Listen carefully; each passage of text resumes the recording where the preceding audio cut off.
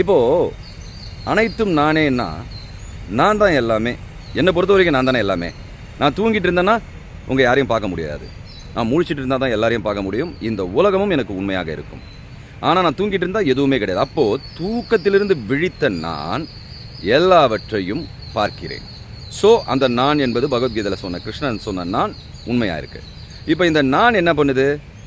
எனக்கு நல்லதை செய்கிற, அதாவது இந்த உடலுக்கு நல்லது செய்கிற, ஏன்னா உடல் தானே நான் நினச்சிட்ருக்கோம், இந்த உடலுக்கு நல்லது செய்கிற எல்லாவற்றையும் ஏற்கக்கூடியதாக இருக்கிறோம். ஆனால் இந்த உடலுக்கு கெடுதல் செய்யக்கூடிய அனைத்தையும் மறுதளிக்கிறோம். அதாவது நமக்கு ஒரு விஷயம் நல்லதுன்னு பட்டாதான் நம்மளால் ஏற்றுக்க முடியுது, வேண்டானும் பொழுது தள்ளி வைக்கவும் முடியுது. ஸோ இதை முடிவு பண்ணுறதும் நான் தான். இப்போது இந்த நான் முடிவு பண்ணுவதாக இருக்கும் பொழுது என்ன ஆகும்னா மனம் சிதறி போகும், இரண்டு தன்மையாக இருக்கும்.